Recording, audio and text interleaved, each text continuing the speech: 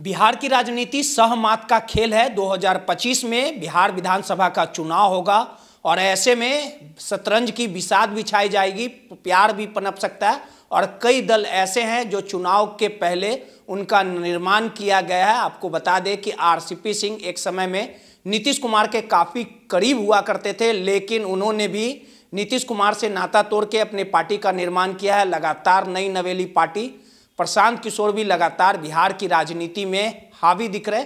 और वहीं मुकेश सहनी की बात कर ली जाए तो मुकेश सहनी कभी भाजपा कभी आरजेडी के साथ चुनाव लड़ते नजर आए। इन तमाम नई पार्टियों का भविष्य क्या होगा और 2025 के चुनाव में कौन किस पे भारी पड़ेगा, ये तमाम चीज़ों को समझेंगे। हमारे साथ बात करने के लिए जेडीयू के पूर्व प्रवक्ता और राजनीति विश्लेषक डॉक्टर सुनील सर है, उनसे बात करेंगे और समझने की कोशिश करेंगे कि नीतीश कुमार को परास्त करने के लिए आखिर तेजस्वी यादव किनको अपने साथ रखेंगे, क्योंकि राजनीति में ना कोई किसी का दोस्त ना कोई किसी का दुश्मन होता है, सब समय का खेल है। सर, आपको याद होगा कि नंबर 2 की हैसियत आरसीपी सिंह जेडीयू में रखते थे, लेकिन नीतीश कुमार से उनका मोह भंग हो गया। अगर प्रशांत किशोर की बात कर ली जाए तो प्रशांत किशोर भी रणनीतिकार के रूप में जाने जाते हैं और वहीं मुकेश सहनी की बात कर ली जाए तो मुकेश सहनी भी भाजपा के साथ रहे हैं तो मंत्री रहे हैं, लेकिन हालिया कुछ महीनों से कुछ सालों से लगातार तेजस्वी यादव के साथ है। लेकिन कहा जाता है कि राजनीति महत्वाकांक्षा का खेल है। आपको क्या लगता है इन तीनों पार्टियों का भविष्य क्या होगा और नीतीश कुमार को परास्त करने के लिए तेजस्वी किन किन पार्टियों पे दाव खेल सकते, अपने साथ ला सकते, पूरा समीकरण क्या होगा 25 का? तमाम चीज़ें दर्शक जो हैं आपसे समझना चाहिए। देखिए, 25 चुनावी साल है बिहार के लिए और बिहार की राजनीति अमूमन देश की राजनीति को भी इन्फ्लुएंस करता है, तो बड़ा महत्वपूर्ण है। इसमें निश्चित ही अन्य सारी पार्टियां, देखिए धारा तो 2 ही है, एक भाजपा और एक राजद। बाकी तो पार्टियां आती हैं और जाती हैं। जैसे नीतीश कुमार भी, जैसे नीतीश कुमार जी का भी तो एक धड़ा तो है नहीं, क्योंकि ये जाते हैं कभी राजद के साथ, ये जाते हैं कभी भाजपा के साथ, धड़ा तो वही है। इनका इस मामले में देखें तो इनका स्थायित्व खत्म हो गया। और अभी भी पहली बार हमें लगता है कि तेजस्वी यादव जी ने एम्फेटिकली बोला कि हम नहीं लेंगे और उन्होंने एक स्टैंड लिया और सरकार पर मुखर रूप से अटैक कर रहे हैं।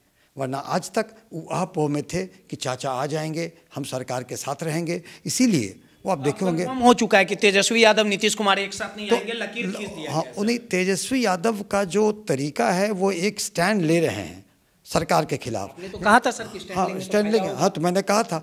और आप याद करें कि उसके पहले वो स्टैंड ले ही नहीं रहे थे। उपचुनाव में इनका क्या हाल हुआ, लोकसभा में इनका क्या हाल हुआ, कि इनकी विचारधारा क्या है पता नहीं चलती थी। मन में कहीं पर था कि नीतीश जी यहाँ पर आएंगे, सरकार बनाएंगे। मगर अब चुनावी साल में तेजस्वी यादव जी ने अपने इस ढंग को कि हम नीतीश के खिलाफ स्टैंड लिया है और हमें लगता है कि इस पर कायम रहेंगे।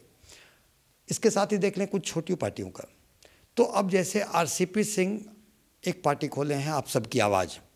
देखिए, आरसीपी सिंह के तरह एक्सपीरियंस्ड क्वालिफाइड नेता कम हैं।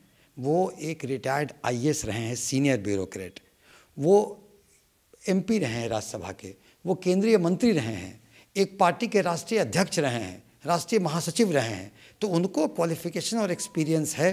और संजोग से जिस जाति से आते हैं, आजकल जातिगत राजनीति होती है, तो उस जाति के नेता आज के दिन में माननीय नीतीश कुमार जी खुद हैं। लेकिन जैसा उनका स्वास्थ्य है, शारीरिक और मानसिक, किसी भी क्षण को छो सकता है। और निश्चित ही एक उनके जात में कुर्मी लोगों के लिए एक नेता का खोज होगा। तो हमें लगता है कि आरसीपी सिंह से अच्छा नेता कोई नहीं मिलेगा और तब इनकी पार्टी का वजूद और एक बहुत ही इम्पोर्टेंट रहेगा इनका स्थान। और ये भी बोल रहे हैं कि मैं तौल रहा हूँ, कोई भी दल धड़ा ओपन है, किसी तरफ भी जा सकते हैं। तो इनका तो फैक्टर वो काम करेगा तब। लेकिन सर, एक आरसीपी सिंह का पर्सनल इंटरव्यू मैंने कुछ महीनों पहले ही किया था, तो उन्होंने सीधे तौर पे तेजस्वी यादव को लेके भी बड़ा पोलाइटली थे। निश्चित ही उन्होंने स्पष्ट कहा है कि हम अपने राजनीतिक भविष्य, अपने कार्यकर्ताओं का राजनीतिक भविष्य देखते हुए कौन सा धारा में जाएंगे, ये इस पर डिपेंड करता है। कहने का इशारा ये रहा होगा कि नीतीश जी किस धारा में जाएंगे ये पता नहीं है। जिस धारा में मान लीजिए वो राजद से बात करते हैं, नीतीश जी वहाँ चले जाएंगे तो उन्हें क्या होगा। आरसीपी सिंह का जो भविष्य हुआ वो चूँकि एक असामान्य घटना हुई कि नीतीश जी चले गए भाजपा के साथ, वो भाजपा में थे और नीतीश जी के डर से भाजपा नेताओं ने उनकी अनदेखी की, मजबूरन उनको नई पार्टी करना पड़ा। तो आज फिर किसी धारा में जाएंगे और नीतीश जी वहाँ चला जाएंगे तो फिर अनदेखी होगी। तेजस्वी को सीएम स्वीकार कर लेंगे सर, कहीं नहीं, उसमें देखिए वो क्लियर कट जब हो जाएगा धारा तो ये होगा। लेकिन अभी भी चूंकि लालू यादव और मीसा भारती के बयान के बाद कहीं ना कहीं ऊहापोह है कि नीतीश जी जा सकते हैं। इस कारण से बहुत सारे नेताओं का वो अभी भविष्य चुनने में परेशानी हो रही है। मुकेश सहनी आज के दिन में स्पष्ट हैं कि मैं तेजस्वी के साथ हूँ, तेजस्वी मुख्यमंत्री बनेंगे, और उनके जो लोग होते हैं जो कहते हैं वो उप मुख्यमंत्री बनेंगे। अब तेजस्वी यादव प्री पोल में उनको उप मुख्यमंत्री डिक्लेयर करते हैं कि नहीं, अहम प्रश्न है। उस पर उनका राजनीतिक उनका चीज़ डिपेंड करेगा, मुकेश सहनी का। दूसरा, कितनी सीटें मिलती हैं। और मुकेश सहनी का ये बात है कि देखिए, अगर खुदा न खास्ते नीतीश जी अगर चले गए राजद के साथ तो मुकेश सहनी की पूछ कम हो जाएगी, तो मुकेश सहनी को मजबूरन फिर एनडीए फोल्ड में आना पड़ेगा। इसलिए बहुत सारी चीज़ें अभी जो है ना, इसलिए लोग क्लियर कट अपनी बातें जो कह रहे हैं ऐसी चीज़ें रहेंगी नहीं। मुकेश सहनी के बारे में एक राजनीति सफ़र पे बात किया जाए सर, तो शायद 2020 के बिहार विधानसभा चुनाव में वो एनडीए के साथ ही चुनाव लड़े थे, मौर्या होटल में जो गुस्सा हो गए थे, फिर उत्तर प्रदेश में जाके चुनाव लड़ने लगे थे। तो क्या लगता है कि बिहार में मुकेश सहनी का वजूद है, वोट बैंक है सर, कि सिर्फ हुआ है? देखिए, मुकेश सहनी जी ने जैसे एक संघर्षशील नेता होते हुए मुंबई में एक काम करते हुए उन्होंने बिहार में अपनी पैठ बनाई है, और आज के दिन में निषादों का सर्वमान्य नेता हैं, अत्यंत पिछड़ा वर्ग के एक बड़े कद्दावर नेता चेहरे हैं, और इस कारण से वो एक जुझारू हैं, संघर्षशील हैं। उन्हें बिहार की राजनीति में कोई नकार नहीं सकता। अगर नकारता होता तो हर चुनाव के समय दोनों धड़ा, चाहे वो राजद का धड़ा हो और चाहे भाजपा का धड़ा हो, उनको अपनी तरफ लेने का प्रयास करता है। ये 2020 में आपने देख लिया कि जरा सा अगर तेजस्वी जी के यहाँ ऊंच नीच हुआ तो लोगों ने उनको भाजपा में उचित इज्जत देके गया। तो उनका वजूद तो है, वो संघर्षशील नेता हैं, उनके पास वोट बैंक है और ट्रांसफरेबल वोट है। क्योंकि देखिएगा आप, अगर अनेक चुनाव चिन्हों में जहाँ पर तो जिस धड़े के साथ रहते हैं, अगर आप निषादों का बहुल्य क्षेत्र का अगर निकालेंगे अगर आंकड़ा, तो उस चुनाव क्षेत्र में निषादों का वोट ट्रांसफ़र करने की उनको 100% कैपेसिटी है, क्षमता है। और अगर कह दें अत्यंत पिछड़ा वर्ग, तो उसमें भी उनकी पैठ है। प्रशांत किशोर का क्या भविष्य लग रहा है सर? किस प्रकार से अकेले चुनाव में उतरेंगे, कि वो जिस प्रकार से तेजस्वी पे भी हमलावर हैं, वहीं बीजेपी पे हमलावर है? आखिर अंदर की सच्चाई क्या है, किस दिशा में चलेंगे, वो क्या सोचते हैं? देखिए, प्रशांत किशोर जी एक मंझे हुए नेता हैं, संसाधनों की कमी नहीं है, और राजनीतिक हलचल तो कर दिए, और उनका परफॉर्मेंस भी अगर देखें तो उन्होंने ठीक ठाक वोट लाया है, इग्नोर नहीं किया जा सकता। नहीं, लेकिन उनका जो एक स्टैंड है ना कि एकला चलो रे, तो हमें लगता है कि बिहार की राजनीति अब एकला चलो रे के तर्ज पे नहीं चल सकती है। अगर वो अटैक अभी क्या करते हैं वो तो अलग बात है, वो क्लियर नहीं होंगे।